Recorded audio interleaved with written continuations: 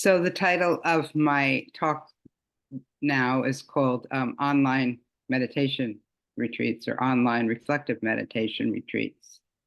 So Monday was the end of an online meditation retreat. Now, I've been teaching these retreats online since the start of the pandemic, but Linda started teaching them before that. Actually, though, we actually got a taste of them many years before that during what we now call the snowstorm retreat. It was a non-residential retreat at Pine Street Sangha. And, those were in person. And we were all in person at the beginning of the retreat. And then, boom, the snowstorm hit. It wasn't safe to travel. And so we did what we do in reflective meditation. We very quickly made a creative adaptation. And this was before the days of Zoom, at least as far as we knew. So we figured out we could meet with the telephone conferencing function. And, we were really surprised that, for the most part, it worked. Though we thought perhaps it worked because we started out in person and we really knew each other this way. So, as I said, Linda was already teaching online retreats before the pandemic hit. She has an online community, so it made sense. And Linda and I had planned an online retreat for April 2020, way before we had any idea that there would be such a thing, before we could even imagine such a thing as a pandemic and lockdown. I wanted to try out online retreats and teach with her. And once again, it worked. And it was really good fortune that we had this plan during this period that was really the most intense part of the pandemic, the lockdown, all the terrible things when we were fearing for our lives. And that period of isolation, we now know, really negatively impacted many people's mental health. And as I look back, I think the combination of teaching this many online meditation events, including, and maybe especially the retreat, and writing our book really preserved my mental health during and I'm going to call it the trauma of the pandemic, because I was just teaching a group of therapists, and several of them commented that we, the collective we, have not yet processed the trauma of COVID. I've been saying that for a while. I agree. So this past weekend, Linda and I taught another online retreat. We've done many of them since the onset of the pandemic. It was a smallish retreat, around 15 people plus Linda and myself.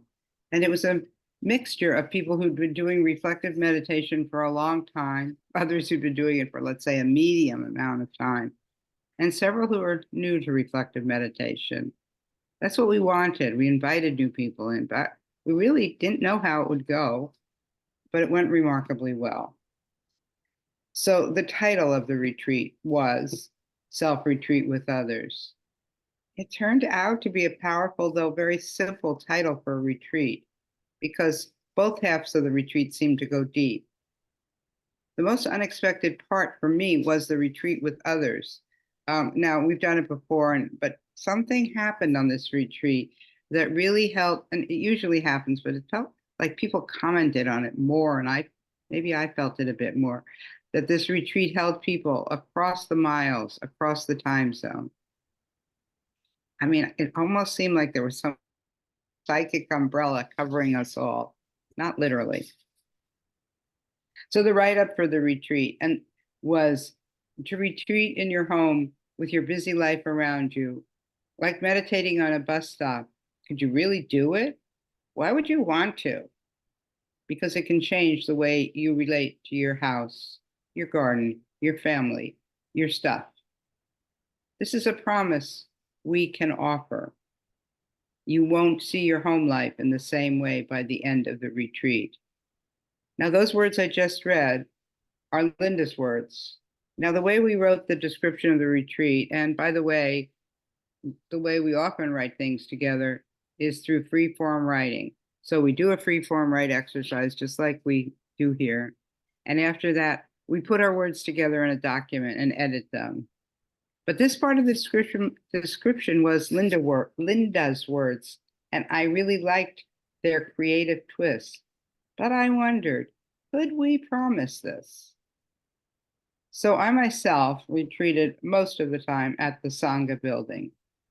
And here's what I wrote yesterday after the retreat, when Linda and I once again did a free-form rite. Without consciously knowing it, I took up the theme of retreat, meditating at home. Meditating at home will change how you regard your home, and in my case, the Sangha. Online retreats work. We've been doing them for years, 4 years. We've been doing them 4 years and 4 years, the number 4. And it still surprises me. What's that about? I'm so conditioned to think retreats are about retreating from my usual life. Kind of like when I go on a trip. I plop myself in a different place, maybe a foreign country, and I then see my life from a different vantage point. And there is great benefit in that. Though our online retreats go in a different direction, immerse yourself in your usual environment, maybe make some intentional changes.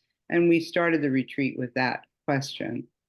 But then your perception of your usual environment changes. It's what Linda promised in the description of this retreat. It happened for me. And then I wrote, we could call our retreats integrative online retreats. Now, that's the end of my freeform writing. And I'm not sure that we'll call our retreats integrative online retreats, though it does get at my experience. We had to let go of a cleaner for the building at the Sangha. Actually, we no longer needed monthly cleaning, since most of our meditators still join our groups online. They no longer come to the building. They prefer to be at home on Zoom. And we needed to lower expenses since we had a significant budget deficit since 2023. But it was time to clean, and I'd agreed to be a part of the cleaning crew. So during this online retreat, I meditated, and then I cleaned, and then I meditated, and I cleaned a bit more. It was a lovely way to do the work.